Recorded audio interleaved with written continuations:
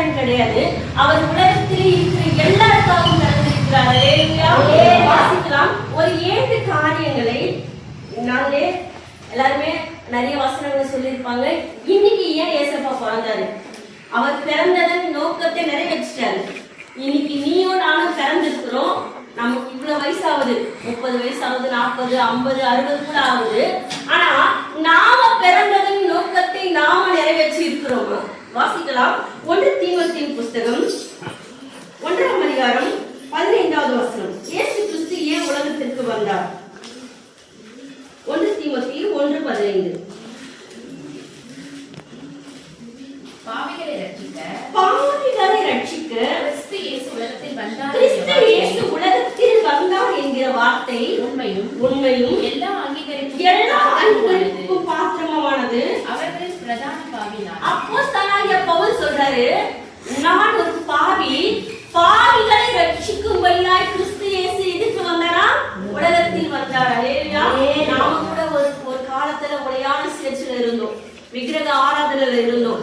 ஆனாலும் உன்னையும் என்னையும் ரட்சிக்கும்படி கர்த்தராகிய இயேசு கிறிஸ்து எதுக்கு வந்தாரா? உலகத்திற்கு வந்தார். மத்தேயு எழுதின சுவிசேஷம் 1ஆம் அதிகாரம் 21வது வசனத்தை நாம் வாசிக்கலாம். மத்தேயு 1ஆம் அதிகாரம் 21வது.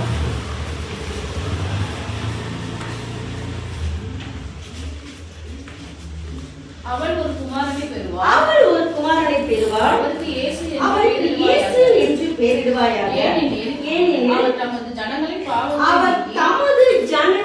பாவங்களை நீக்கி, குறிப்பிட்டு சொல்லல நான் கிறிஸ்டின் பாவங்களை தான் நீப்பேன், நான் இந்து பாவங்களை அப்படி சொல்லல. கர்த்தர் சொல்றாரு, தமது ஜனம், இங்க இருக்கிற எல்லாருமே என் ஜனம் தான்ப்பா. கருப்பா இருந்தாலும், சிகப்பா இருந்தாலும், வெள்ளையா இருந்தாலும், வேற எந்த கலரா இருந்தாலும், நான் உண்டாக்கின என் ஜனத்தின் பாவங்களை மீட்க நான் வந்தேன். இயேசு என்றால் உலக ரட்சகர் என்று அர்த்தம். அல்லேலூயா. நீங்க எல்லாம் ஒவ்வொரு பேர் வச்சிருப்பீங்க, ஒவ்வொரு பேருக்கு ஒவ்வொரு அர்த்தமா இருக்கும். ஆனா இயேசு என்பதற்கு உலக ரட்சகர் என்று பெயர். அல்லேலூயா. அதே ஏசாயா தீர்க்கதரிசியின் புத்தகம் 8ஆம் அதிகாரம். திடீர்னு பிறந்தில்ல ஏசப்பா. ஆதி காலத்திலிருந்து நம் முன்னோர்கள், நம் தீர்க்கதரிசிகள் என்ன பண்றாங்க, சொல்லிக்கிட்டே இருக்கிறாங்க, இயேசு ஒருத்தர் பிறக்க போறாரு, அவர் உன்னுடைய பாவங்களை, என்னுடைய பாவங்களை ரட்சிக்க போறாரு அப்படின்னு அவர் சொல்லிட்டே வந்தாரு. ஏசாயா 7ஆம் அதிகாரம் 14வது வசனம். ஆதலால் ஆண்டவர் தாமே உங்களுக்கு ஒரு அடையாளத்தை கொடுப்பார். இயேசு கிறிஸ்துன்றது என் வாழ்க்கையில அடையாளம்பா. எனக்கு எதுதான் அடையாளமா இருக்குது? நான் படிச்ச பட்டம் ஒரு அடையாளம், என் பரம்பரை ஒரு அடையாளம், எங்க அப்பா சம்பாதிச்ச ஒரு சொத்து எனக்கு அடையாளம், இன்னாருடைய பிள்ளைனா அது ஒரு அடையாளம். ஆனா கர்த்தருடைய வார்த்தையினால் சொல்லப்படுகிறது, ஆதலால் ஆண்டவர் தாமே உங்களுக்கு ஒரு அடையாளத்தை கொடுப்பார். இதோ ஒரு கன்னிகை கர்ப்பவதியாகி ஒரு குமாரனை பெறுவார். அவருக்கு இம்மானுவேல் என்று பெயரிடுவாயாக. இம்மானுவேல் என்பதற்கு தேவன் யாரோடு கூட இருக்கிறார்? நம்மோடு கூட இருக்கிறார். முதலாவது கர்த்தர் எதுக்கு வந்தாரா? பாவிகளை ரட்சிக்க கிறிஸ்து இயேசு உலகத்திற்கு வந்தார். உன்னை மாத்திரம் அல்ல, இன்னும் அநேக மனம் திருந்தாத கிறிஸ்துவை அறியாதவர்களை ரட்சிக்கும்படியாய் அவர் குமாரனாய் வெளிப்பட்டிருக்கிறார். அல்லேலூயா. வாசிக்கிற பிரியமானவர்களே, 2ஆம் வசனம் மார்க் 10:47. மார்க் எழுதின சுவிசேஷம் மார்க் 10ஆம் அதிகாரம் 45ஆம் வசனம். அப்படியே மனுஷகுமாரனும் ஊழியம் கொள்ளும்படி வராமல் ஊழியம் செய்யவும் அநேகரை மீட்கும் பொருளாக ஜீவனை கொடுக்கவும் தம்முடைய ஜீவனை கொடுக்கவும் வந்தார். அல்லேலூயா. பாருங்க, அவர் எதுக்கு வந்தாரா? ஊழியம் செய்ய வந்தாருப்பா. ரெஸ்ட் எடுக்கிறதுக்காக வரல. இன்னைக்கெல்லாம் நாம பிறந்துட்டு ரெஸ்ட் எடுக்கணும், வாரம் முடிஞ்சோட ரெஸ்ட் எடுப்போம். நான் குடிச்சதுக்கு நல்லா கொஞ்ச நேரம் பட்டாதான் உடம்புல இருக்கு, கரெக்டா இருக்கும் சொல்லிட்டு இப்ப போன உடனே ரெஸ்ட் எடுப்போம். ஆனா கர்த்தர் அவர் பிறந்து இறக்குற நாள் வரைக்கும் அவருக்கு ரெஸ்டே கிடையாது. அல்லேலூயா. அவர் ரெஸ்ட் எடுக்கல, ஊழியம் செஞ்சுட்டே இருக்கிறாரு. இங்க போறாரு, அங்க போறாரு, வியாதிஸ்தர்களை சுகமாக்குறாரு, கண்ணு தெரியாதவர்களை சுகமாக்குறாரு, படுக்கையில இருக்கிறவங்களை சுகமாக்குறாரு, குஷ்டரோகிகளை சுகமாக்குறாரு. அநேகருக்கு ஒரு அற்புதமாகவும் அதிசயமாகவும் கிளம்பினார். அல்லேலூயா. அவர் ரெஸ்ட் எடுக்க வரல, அவர் வந்து வேலை வாங்கணும் வரல. இன்னைக்கு நம்ம என்ன பண்ணுவோம், ஒரு இடத்துல உட்காந்து நீ இந்த வேலை செய், நான் காலையில இருந்து வேலை செஞ்சுட்டு இருக்கிறேன், நைட் எல்லாம் நீ தான் இந்த வேலை செய், நீ இந்த வேலை செய் அப்படின்னு மற்றவர்களை விரல் நீட்டி அதிகாரமாக பேசுவோம். ஆனால் கர்த்தருடைய வார்த்தை சொல்லுகிறது, நான் ஊழியம் கொள்ளும்படி வரவில்லை, ஊழியம் செய்யும்படி வந்தேன், ஊழியம் செய்து நான் அநேகரை மீட்கும் பொருளாய் வந்தேன். அல்லேலூயா.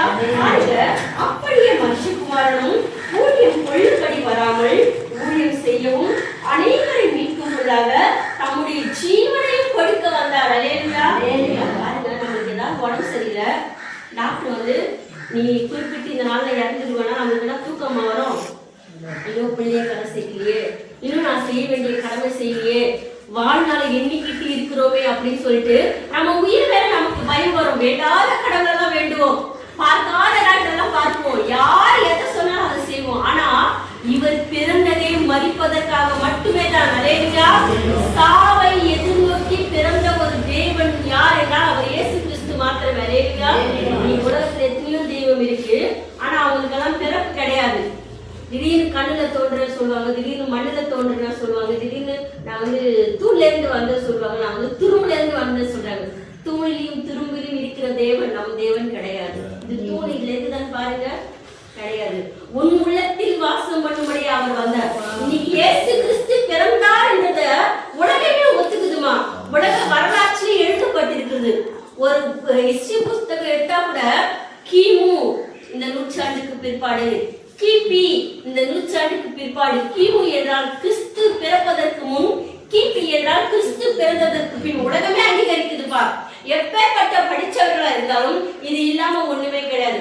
கிமு இந்த நூற்றாண்டுல அது நடந்துச்சு, கிபி இந்த நூற்றாண்டுல இது நடந்துச்சு என்று உலகமே அங்கீகரிக்கிற, உலகமே ஏற்றுக்கொள்கிற ஒரே ஒரு தேவன் யார் என்றால் அவர் இயேசு கிறிஸ்து மாத்திரமே. அல்லேலூயா. அவர் எதுக்கு வந்தார்? ஃபர்ஸ்ட் பாவிகளை ரட்சிக்க வந்தார். இரண்டாவது எதுக்காக வந்தார்? ஊழியம் செய்ய வந்தார். மூன்றாவதாக வாசிப்போம், லூக்கா எழுதின சுவிசேஷம் 4ஆம் அதிகாரம் 43ஆம் வசனம். லூக்கா 4ஆம் அதிகாரம் 43ஆம் வசனம். அவர்களை நோக்கி நான் மற்ற ஊர்களிலும் தேவனுடைய ராஜ்யத்தை குறித்து பிரசங்கிக்க வேண்டும், இதற்காகவே நான் அனுப்பப்பட்டேன். அல்லேலூயா. நம்ம பிள்ளைய பெற்றா என் பிள்ளைய குறிச்சு ஒரு ஆசை எனக்கு இருக்கும். இது வளர்ந்துட்டு பெருசாயிட்டு நம்ம சோறு போடணும், சொத்து சேர்க்கணும், அது என்ன பாதுகாக்கணும். ஆனா மரியாதை வந்து பிள்ளைய பெற்றெடுத்துதான் மற்றவங்களுக்கு கொடுக்கறது தான். அவங்க அம்மா சொல்றாங்க, ஒரு இடத்துல இருப்பா, என் கூட இருப்பான்னு சொல்லும் போது, நான் ஒரு இடத்துல உட்கார்ந்துக்காக வரல, நான் இங்க செஞ்ச ஊழியத்தை மற்ற ஊர்களிலும் பிரசங்கிக்கணும். கிறிஸ்துவை குறித்து அறியாத தெரியாத மக்களிடத்துல போய் நான் பிரசங்கிக்க வேண்டும். நான் ஒரே இடத்துல உட்கார்ந்து ரெஸ்ட் எடுக்கிற தேவன் அல்ல, நான் ஒரே இடத்துல உட்கார்ந்து டிவியை அமைத்து பார்க்கிற தேவன் அல்ல. நான் ஊர்கள் தோறும் ராஜ்யங்கள் தோறும் தேவனுடைய நாமத்தை என்ன பண்ணணும்? பிரஸ்தாபப்படுத்த வேண்டும். பாருங்க, அவரும் அவர்களை நோக்கி நான் மற்ற ஊர்களிலும் தேவனுடைய ராஜ்யத்தை குறித்து பிரசங்கிக்க வேண்டும், இதற்காக தான் நான் அனுப்பப்பட்டேன். அவர் என்ன சொன்னாரு? இதற்காக தான் நான் அனுப்பப்பட்டேன். நீ ஏமா இங்க வந்த? அம்மா பார்த்துட்டு போனாங்க வந்து. நீ ஏமா இங்க வந்த? அந்த பக்கத்துல சொந்தக்காரங்களை பார்க்கலாங்க வந்து. ஆனா கர்த்தர் சொன்னாரு, நான் எங்க போனாலும் பிரசங்கம் பண்ணதான் அனுப்பப்பட்டேன். என் வாய், என்னுடைய ஆவி, ஆத்மா, சரீரம் எல்லாமே தேவனுக்காக இயங்குகிறதா இருக்கிறது. எதுவுமே ரெஸ்ட் எடுக்க கிடையாது. நீ நாம என்ன பண்றோம்? ரெஸ்ட் எடுக்கிறோம். என்ன பண்றோம்? ரெஸ்ட் எடுக்கிறோம். ஞானஸ்தானம் எடுத்து 15 வருஷம் ஆச்சு, ஞானஸ்தானம் எடுத்து 25 வருஷம் ஆச்சு, ஞானஸ்தானம் எடுத்து 10 வருஷம் ஆச்சு. ரெஸ்ட் எடுக்கிறோம், ரெஸ்ட் எடுக்கிறோம், ரெஸ்ட் எடுத்துக்கொண்டே இருக்கிறோம். ஒரு ஆத்துமாக்கு போய் கர்த்தருடைய நாமத்தை சொல்லி சபைக்கு கொண்டு வந்த பாடு கிடையாது. அல்லேலூயா. பாருங்க, மூமியில இருக்கிற ஆத்துமாவே கொண்டு வர உங்களால முடியல. பாருங்க, ரட்சிக்கப்பட்ட ஆத்துமாக்கள் எல்லாம் பின்மாற்றத்துல இருக்கு. நீ போய் கர்த்தருடைய நாமத்தை தைரியமா சொல்லு, ஆண்டவர் வரப்போறாரு. வீட்டுல படுத்துட்டு இருந்தா ஆண்டவர் கைவிட்டுடுவாரு, நான் மேல போவேன், கர்த்தர் என்னை கரம் பிடித்து அழைத்து போவான்னு சொல்லிட்டு இந்த பிரசங்கத்தை தைரியமா சொல்ல வேண்டும். அல்லேலூயா. கோடை கனமாக அல்ல, ஏனென்றால் நம் கர்த்தராக இயேசு கிறிஸ்து கோடையே கிடையாது. அவர் வீரனா இருக்கிறார். அவர் சத்துருவின் செயல்களை அழிக்க பிறந்தவரா இருக்கிறார். அல்லேலூயா. மூன்றாவது அவர் எதற்காக பிறந்தார்மா? பிரசங்கிக்க அனுப்பப்பட்டேன். அல்லேலூயா. பாருங்க, முதலாவது பாவிகளை ரட்சிக்க வந்தார்.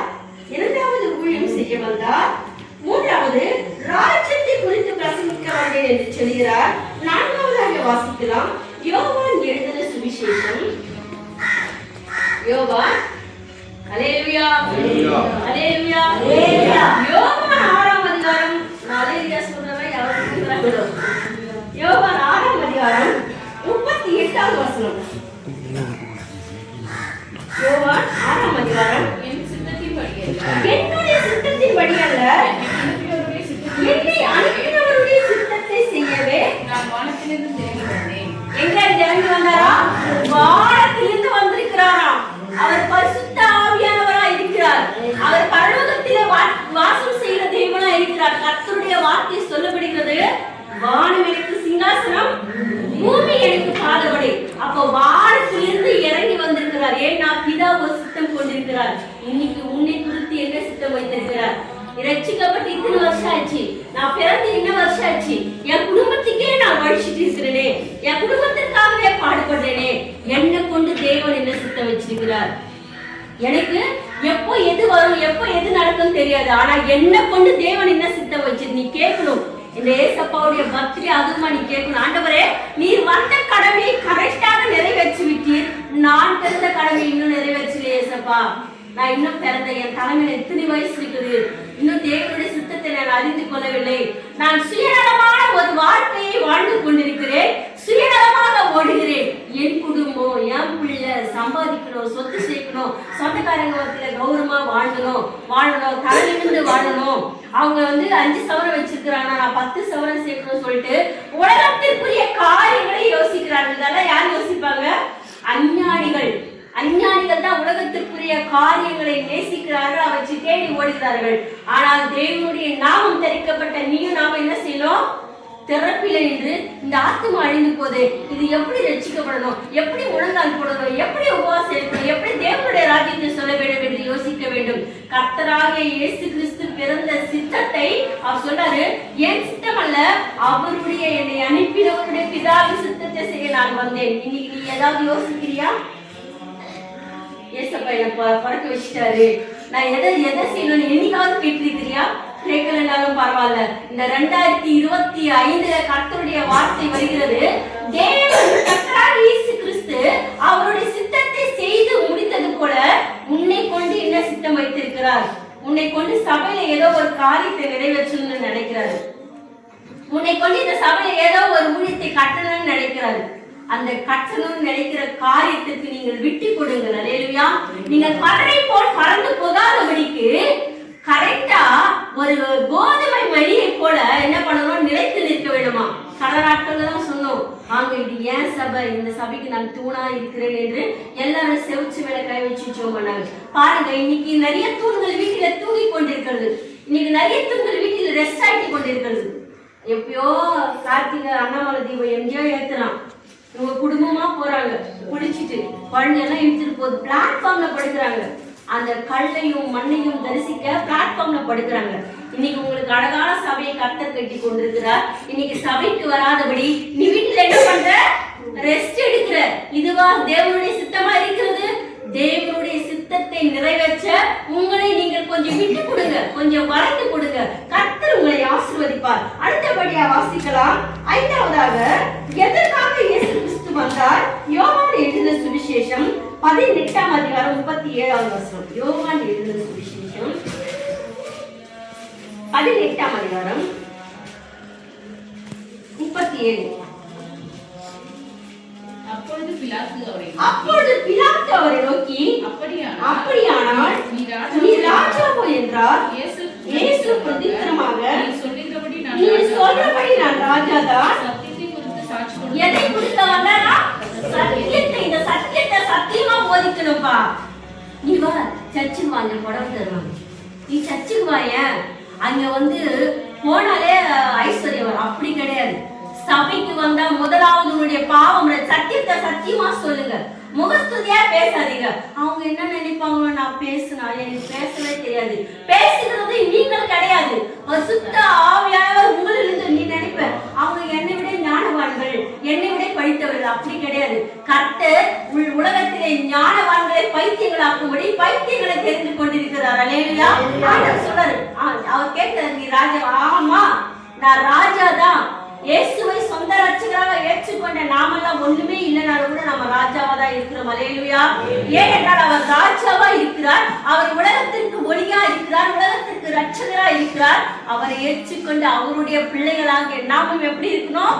ராஜாவா இருக்கணும். அவர் சொல்றாரு, நான் எதற்காக வந்தேன் என்றால், அப்பொழுது பிலாத்து அவரை நோக்கி, அப்படியானால் நீ ராஜாவோ என்றான். இயேசு பிரதித்திரமாக, நீ சொல்லுகிறபடி நான் ராஜாதான். சத்தியத்தை குறித்து சாட்சி கொடுக்க வந்தேன். நீங்க நம்மளாம் சாட்சி சொல்றோம். கர்த்தராகிய இயேசு கிறிஸ்துவை என் சொந்த ரட்சகராய் ஏற்றுக்கொண்ட தேவன் என் வாழ்க்கையில் இவ்வளவு பெரிய அற்புதம் செய்தார். பாவத்திலே மூழ்கி போயிருந்த என்னை தம்முடைய சொந்த ரத்தத்தினால மீட்டு கொண்டார் என்று சாட்சி சொல்ல வந்தோம். தேவனும் சாட்சி கொடுக்கிறார். இந்த சத்தியத்தை அறிவீர்கள், சத்தியம் உங்களை விடுதலையாக்கும். அல்லேலூயா. டப்பாவா மாத்திரை போட்ட கூட கிடைக்காத விடுதலை இந்த சத்தியத்தை கேட்கும் போதே உங்களுக்கு விடுதலை தருவார். அல்லேலூயா. இந்த சத்தியத்தை கொடுக்கத்தான் நான் இந்த உலகத்திற்கு வந்தேன். இதற்காகவே உலகத்தில் வந்தேன்.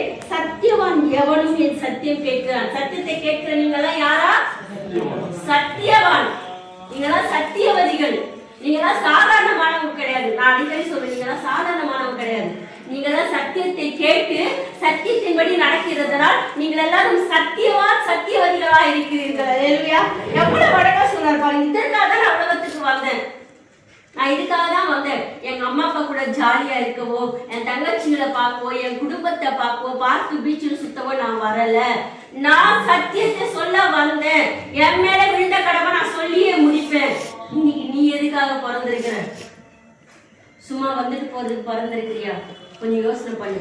நாள் போயிட்டே இருக்குது, வருஷம் போயிட்டே இருக்குது, இன்னும் ஒரு 6 நாள் தான் இருக்குது. இன்னொரு வருஷத்துல காலையில எடுத்து வைக்க போறோம். இது வரைக்கும் நான் ரட்சிக்கப்பட்டு கர்த்தருக்கா என்ன செய்தேன்? கர்த்தர் எனக்கு அழகா உண்டாக்கினார். என்ன கண் குருடு ஊனம் ஊடம் எதுவுமே இல்லாதபடிக்கு என்னை நன்றாய் உண்டாக்கி வச்சிருக்கிறாரு. ஆனா நான் நன்றாக இருக்கிறேனே, நல்லவராக இயேசு கிறிஸ்துவுக்கு நான் என்ன செஞ்சேன்? ஒரு விஷயம் கூட நீங்க சிந்திச்சு பாருங்க. அவர் வந்ததன் நோக்கத்தை கரெக்டா நிறைவேற்றிட்டாரு, போயிட்டே இருந்தாரு. இன்னைக்கு நீயும் நானும் பிறந்திருக்கிறோம். ஆண்டவருக்காக என்ன செஞ்சிருக்கிறோம்? ஆண்டவருடைய சேவைக்கா என்ன செஞ்சிருக்கிறோம்? ஆண்டவருடைய சபைக்கா என்ன செஞ்சிருக்கிறோம்? லிஸ்ட் போட்டு பாருங்களேன். நான் ஃபர்ஸ்ட் 0ல நிற்பேன். சும்மா இது ஐயா கொடுக்குற சான்ஸ், இது பிரசவம். நான் வெளியே போயிட்டு அநேகர் பார்த்து தேவனுடைய ராஜ்யத்தை இந்த மாதிரி சொல்லலை. ஏன்னா எனக்கு பயம், வெளியே போய் சொன்னா யாராவது வந்து என்னை திட்டுவாங்களோ, என்னை நடிப்பாங்க. நீங்க அப்படியா இருக்கக்கூடாது. அல்லேலூயா. என்ன பண்ணணும்? கர்த்தருடைய வார்த்தையை, சத்தியத்தை சத்தியமாய் சொல்ல வேண்டும். அடுத்தது 6வதாக வாசிக்கலாம். 1 யோவானின் புஸ்தகம் 3ஆம் அதிகாரம் 8வது வசனம். 1 யோவான் 3ஆம் அதிகாரம் 8வது வசனம். பாவம் செய்கிறவன் பிசாசினால் உண்டாயிருக்கிறான். பாவம் செய்கிறவன் பிசாசினால் உண்டாயிருக்கிறான். ஏனெனில் பிசாசானவன் பாவம் செய்கிறான். ஆதி முதல் பாவம் செய்கிறான். பிசாசினுடைய கிரியைகளை அழிக்கும்படிக்கே தேவனுடைய குமாரன் வெளிப்பட்டார். தேவனுடைய குமாரன் எதற்காக வெளிப்பட்டிருக்கிறாரா? பிசாசின் கிரியைகளை அழிக்கும்படி வெளிப்பட்டிருக்கிறார். அல்லேலூயா. உன்னை சுற்றி அடையில சத்துருவின் கிரியைகள், உன்னை சுற்றி அடையில சத்துருவின் போராட்டங்கள் அவற்றை எல்லாம் அழிச்சிடணும். அழிச்சிட்டு நீ சுதந்திரவாதத்தின் பிள்ளையாய் வாழ வேண்டும் என்று அவர் சித்தம் கொண்டிருக்கிறபடியால் அவர் என்ன பண்ணாரு? பிசாசினுடைய கிரியைகளை அழிக்கும்படிக்கே நான் வந்திருக்கிறேன். அல்லேலூயா.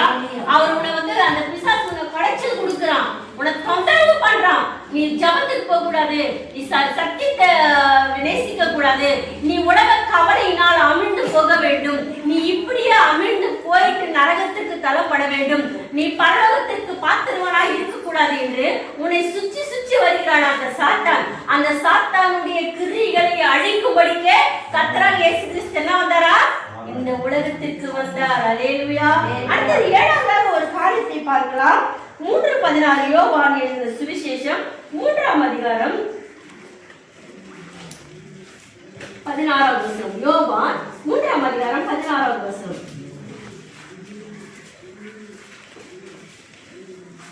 பக்கம் 27. தேவன் தம்முடைய ஒரே பேரான குமாரனை விசுவாசிக்கிறவன் எவனோ அவன் கெட்டுப் போகாமல் நித்திய ஜீவனை அடையும்படி அவரை தந்தருளி உனக்கு நித்திய ஜீவனை கொடுத்து உன்மேல் அன்பு கூறும்படியாய் அவர் பிறந்திருக்கிறார். அல்லேலூயா. நித்திய ஜீவன். உன் தாய் தகப்பன் வயிற்றில் நீ சொல்வ, எங்க அப்பா தான் எனக்கு உயிர் கொடுத்தாரு, எங்க அம்மா தான் உனக்கு உயிர் கொடுத்தாங்க. அந்த உயிரெல்லாம் ஒரு நாள் வந்து போயிடும். ஒரு குறிப்பிட்ட வயசுல போயிடும். ஆனா கர்த்தர் உனக்கு நித்திய நித்திய காலமாய் ஜீவனை கொடுக்கிறவராய் இருக்கிறார். நம்மளுடைய சரீரம் அழிந்தாலும் நம்முடைய அழியாத ஆத்துமாவை பரலோகத்திலே நித்தியத்திலே சேர்க்க அவர் நல்லவரும் வல்லவருமாய் இருக்கிறார். அல்லேலூயா. அவர் என்ன கொடுக்கிறாரா? நித்திய ஜீவனை கொடுக்கிறார். முதலாவது என்ன கொடுக்கும்? முதலாவது இயேசப்பா எதுக்காக உலகத்திற்கு வந்தார் சொல்லுங்க? பாவிகளை ரட்சிக்க வந்தார். இரண்டாவதாக எதுக்காக வந்தாரு? ஊழியம் செய்ய வந்தார். மூன்றாவதாக எதற்காக வந்தாரு? ராஜ்யத்தை குறித்து பிரசங்கிக்க வந்தார். நான்காவதாக எதற்காக வந்தாரு?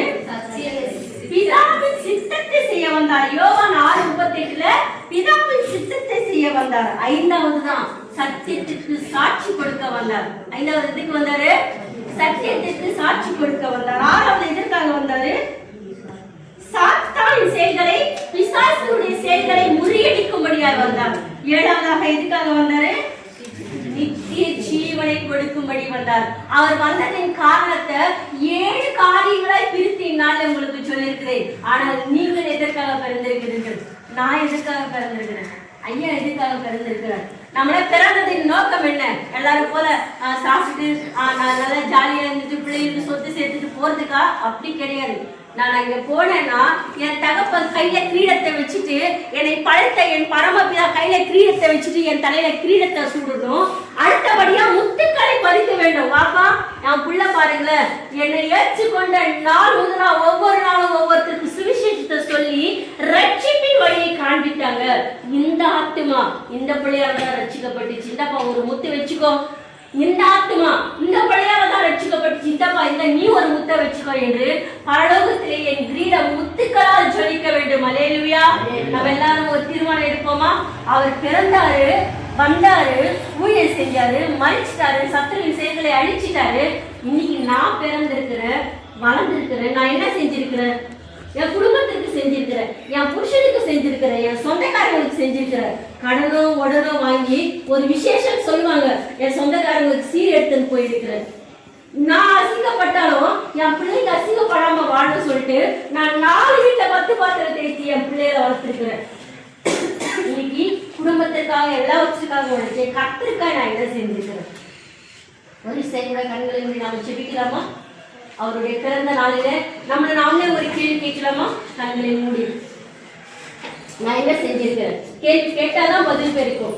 ஏன்னா கர்த்தருடைய வார்த்தை சொல்லப்பட்ட